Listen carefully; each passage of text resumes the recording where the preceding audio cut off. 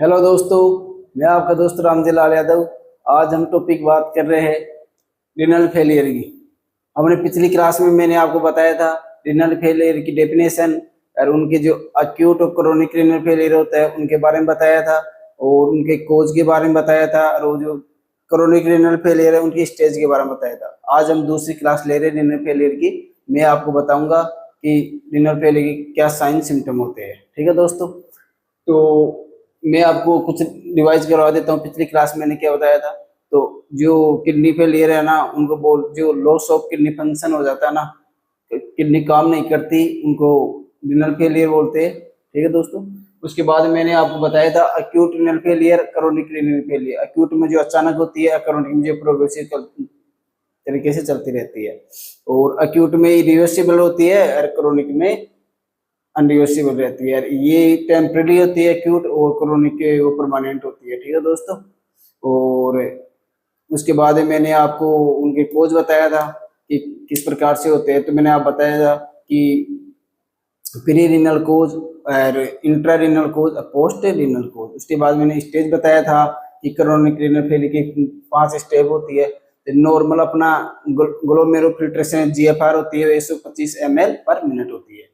अब मैंने आपको 5 स्टेज बताया था और 5 स्टेज में मैंने आपको बताया था कि first stage, second stage, third और फोर्थ, 5। फर्स्ट में होती है 90 से 120 ml पर मिनट।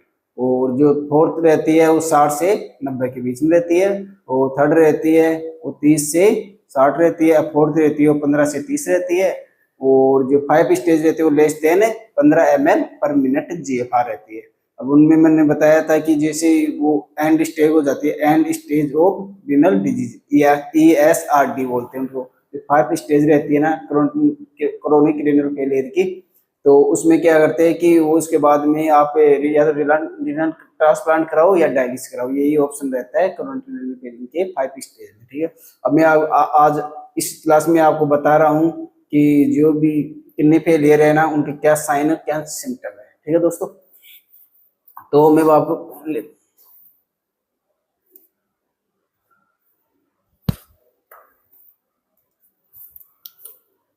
है दोस्तों।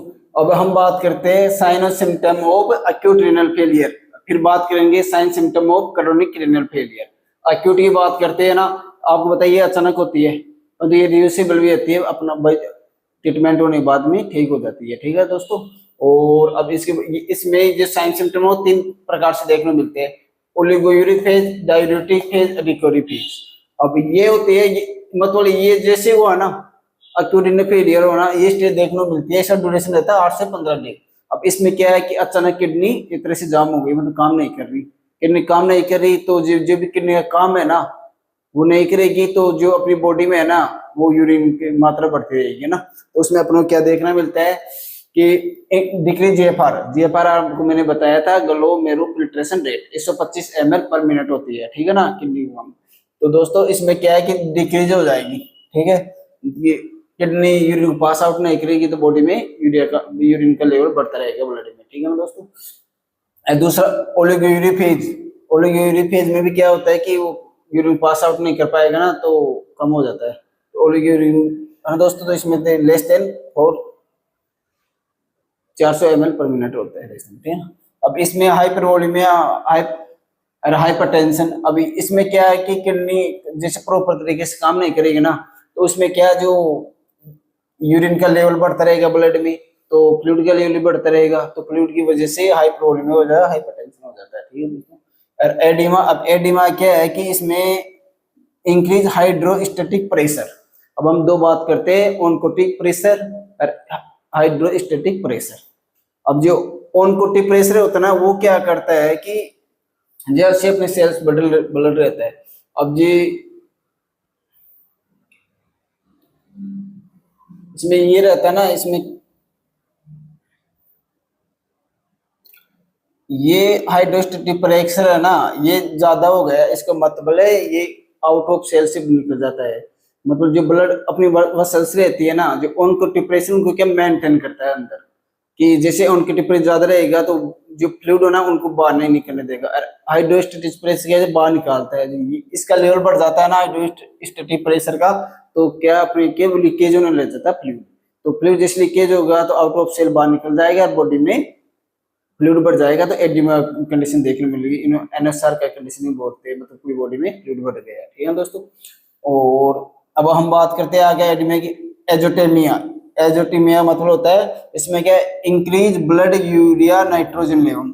अब यूरिन पूरी तरह से काम नहीं करे, इसका मतलब क्या हुआ कि जो अंदर यूरिन का क्या काम है, वो जो निकाल रही है ना urine, urine, uric acid, urea, nitrogen, waste product, जितना वेस्ट प्रोडक्ट रहता है ना, जो किडनी जो फंक्शन है, जो किडनी यूरिन के थ्रू निकाल देती है, अब उनको क्या, वो किडनी काम नहीं करी तो पूरे बॉडी में रिटेंशन हो गया। रिटेंशन की वजह से ये क्या है कि increase blood urea nitrogen level बढ़ जाएगा, इंक्रीज सीरम क्रिएटिन लेवल, अब क्रिएटिन लेवल बढ़ेगा, वो इंक्रीज सीरम यूरिक एसिड का लेवल बढ़ जाएगा। ठीक है दोस्तों। इसमें लेस ऑफ कॉन्शियसनेस। अब लेस ऑफ कॉन्शियसनेस हो जाएगा इसमें, कि इसका मतलब ये हुआ, लेवल ऑफ कॉन्शियसनेस क्यों, उसमें बॉडी में अपने जो नाइट्रोजन वेस्ट प्रोडक्ट बढ़ रहे हैं, जैसे अमोनिया बढ़ रहे हैं, तो उनकी क्या से माइंड काम कम करेगा, इसका मतलब है कि माइंड में वो बढ़ता रहेगा, तो इसमें लेस ऑफ कॉन्शियसनेस हो जाएगा। अब increase chance of injury, injury chance भी ज्यादा बढ़ जाएगा। ठीक है दोस्तों। अब मेटाबॉलिक एसिडोसिस। अब मेटाबॉलिक एसिडोसिस बात करें कि अब पता है कि जो भी मेटाबॉलिक एसिडोसिस है ना, इसमें क्या है कि इसमें जो पीएच की बात करें, पीएच पीएच समानुपात बाय ये होता है, और पीएच इसका PCO2 लेवल भी होता है। तो इसमें क्या है कि जो मेटाबॉलिक एसिडोसिस है ना, इसमें क्या है, इसका हाई ये लेवल बढ़ जाएगा, ये घट रहेगा, ये बढ़ता रहेगा। ठीक है दोस्तों। और इसका मतलब ये हो जाता है इसमें।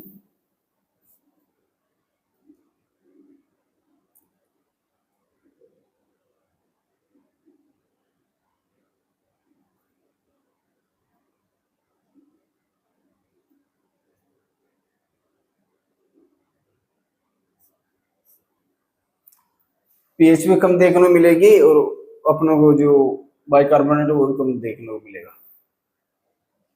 अब हम बात करते हैं इलेक्ट्रोलाइट इम्बैलेंस की। अब उसमें क्या है कि जैसे हाइपरकैलेमिया देखने को मिलेगा, हाइपोफॉस्फेट देखने को मिलेगा, हाइपर मैग्नीशियम देखने को मिलेगा, हाइपर कैल्शियम देखने को मिलेगा, हाइपोनेट्रियम देखने को मिलेगा। अब इसमें बात करें, ये लेवल बढ़ेगा, ये रिटेंशन रहता रहेगा कि मेटाबॉलिक एसिडोसिस हो रहा है ना, इस वजह से ये इसका जो पोटेशियम का लेवल है ना वो बढ़ जाएगा। कि पोटेशियम क्या है कि जो सेल से है ना वहां से निकल के ब्लड में आ जाएगी, तो ब्लड में इसका लेवल बढ़ गया है ना, तो ये हाइपरकैलेमिया होगा। इसी प्रकार से कैल्शियम के लेवल क्या, कैल्शियम का एब्जॉर्प्शन आता है ना विटामिन के थ्रू होता है। विटामिन डी है ना, विटामिन डी इसका कैल्शियम एब्जॉर्प्शन करवाता है। अब विटामिन डी का एक्टिवेशन किडनी से होता है। किडनी काम कर नहीं कर रही तो विटामिन डी का एक्टिवेशन नहीं होगा, विटामिन डी का एक्टिवेशन नहीं होता, विटामिन डी कैल्शियम को एब्जॉर्प्शन करा नहीं पाएगी। इस वजह से इसका वो जो कंडीशन है इसमें ब्लड में कम हो जाता है हाइपोकैल्शियम। ठीक है ना।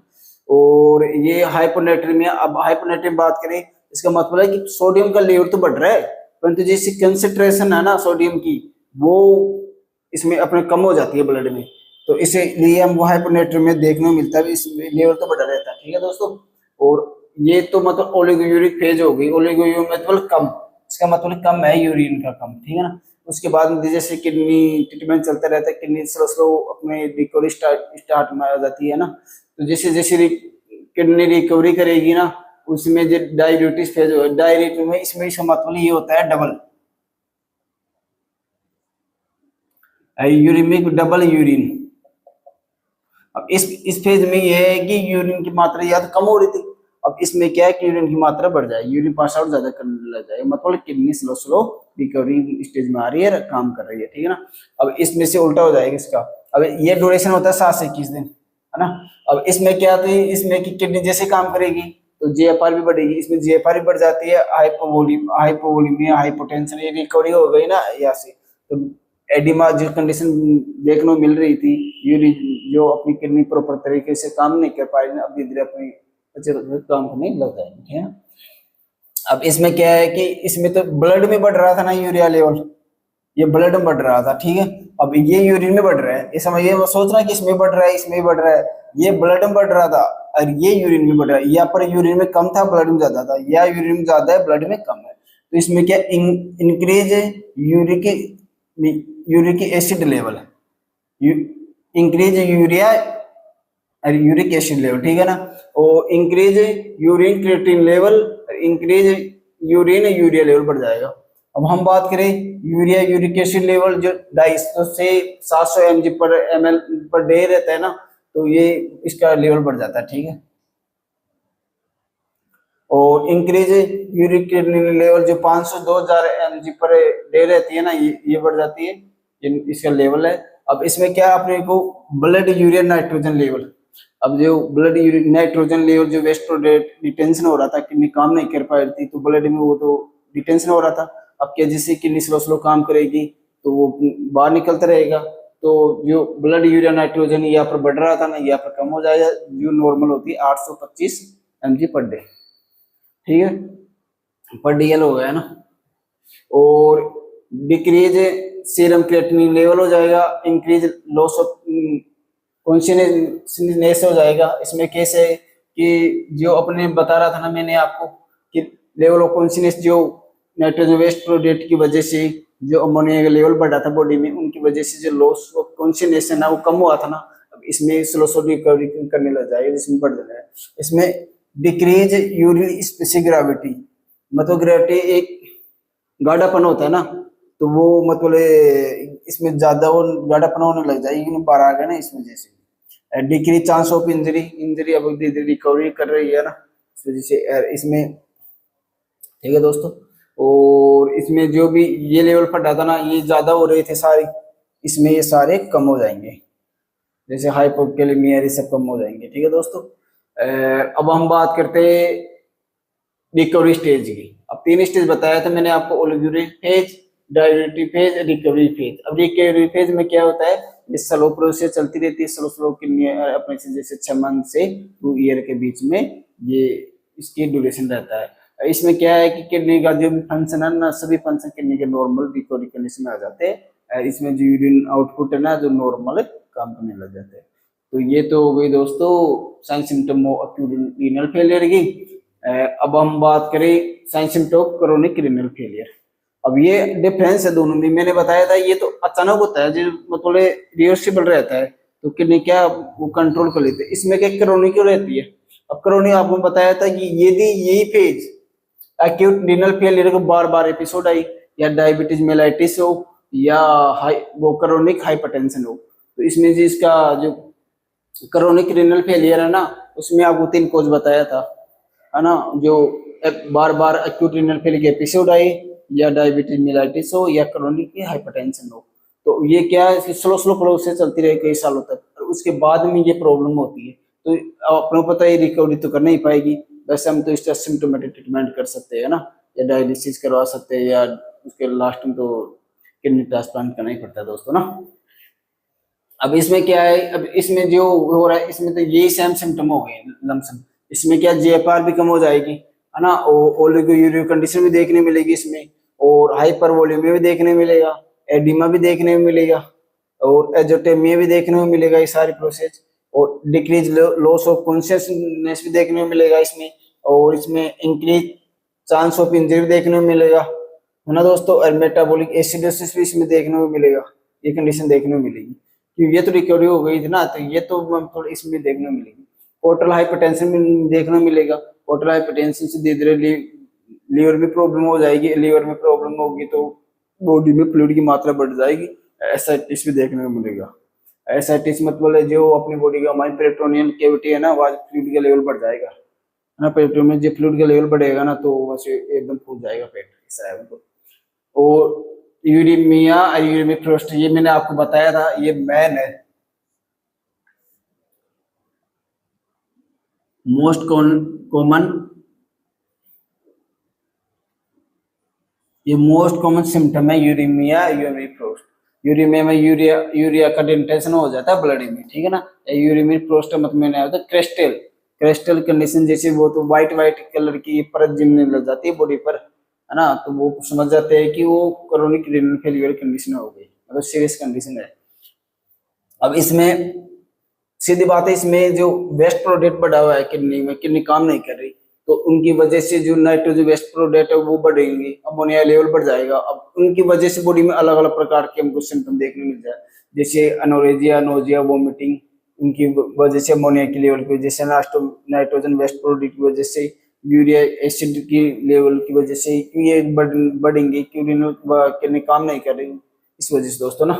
और एनीमिया देखने को मिलेगा, लिथार्जी भी देखने को मिलेगा, डिक्रीज लिपिडो, लिपिडो मतलब होता है सेक्सुअल इंटरेस्ट कम हो जाना, तो ये डिक्रीज लिपिडो और स्टेरिलिटी देखने को मिलेगी। अल्सरेटिव कोलाइटिस देखने को मिलेगा। एसिडो कोलाइटिस का मतलब ये जीआईटी डिजीज है। मैं आपको जीआईटी है जैसे एमएसएनबी में अगला टॉपिक, अगला जो सिम्टम पढ़ाऊंगा आपको एमएसएमई में, जब जीआईटी पढ़ाऊंगा ना तब आपको बताऊंगा कि ये क्या होती है, सब कुछ जीआईटी की डिजीज की बात करेंगे, है ना। तो इसमें क्या है कि इंक्रीज अमोनिया लेवल बढ़ेगा तो अल्सरेटिव कोलाइटिस हो जाएगी, जीआईटी ब्लीडिंग होने लग जाएगी ऐसे मिलेगा ना, और गैस्ट्राइटिस हो जाएगा, स्टोमेटिटाइटिस हो जाएगा, और ग्लोसाइटिस हो जाएगा, जो टंग है ना उनमें इन्फ्लेमेशन हो जाता है, और हेलिटोसिस हो जाएगा। हेलिटोसिस का अमोनिया जैसे स्मेल आती रहती है, जो बर्थिंग करता है ना, जो बेड इससे बुरी सी हवा आती है ना, बेड स्मेलिंग रहती है ना, और अमोनिया जैसी स्मेल आती है, जिसको बोलते हैं हेलिटोसिस। और मेटाबॉलिक एसिड देखने को मिलेगा कि वो अंदर बॉडी के अंदर अपने जो उनका लेवल बढ़ा हुआ ना, अब इसमें क्या है, इसमें लेवल बढ़ जाएगा एसिड, हाइड्रोजन आयन भी बढ़ने लग जाएंगे, इसकी जो पीएच है ना वो कम होने लग जाएगी, है ना, और बाइकार्बोनेट लेवल बढ़ने लग जाएगा। इसके बारे में आपको फंडामेंटल में एक क्लास लूंगा, एसिड बेस इम्बैलेंस, क्योंकि बारे में आपको पूरा अच्छी तरह से समझा दूंगा, पूरा ये 2 घंटे की क्लास में, कि पूरी कैसे होता है ये सब कुछ। आजकल क्वेश्चन आता है नोट सेट में भी, अदर कंपटीशन एग्जाम में 2-3 क्वेश्चन हमेशा आता है एसिड बेस इम्बैलेंस के बारे में, ठीक है दोस्तों। और कुछ माल बर्थिंग, कुछ माल में जो डी बर्थिंग और बार बार सांस लेने में प्रॉब्लम हुई है ना, इंक्रीज रेस्पिरेशन रेट बढ़ जाएगी उसमें, है ना, और हाइपर मैग्नीशियम देखने मिलेगा दोस्तों। इसमें हाइपर मैग्नीशियम जो अपन चेक करते हैं डीप टेंडन रिप्लेस, वो एब्सेंट मिलेगा इसमें, ठीक है। डिप्लोमिया डबल विजन,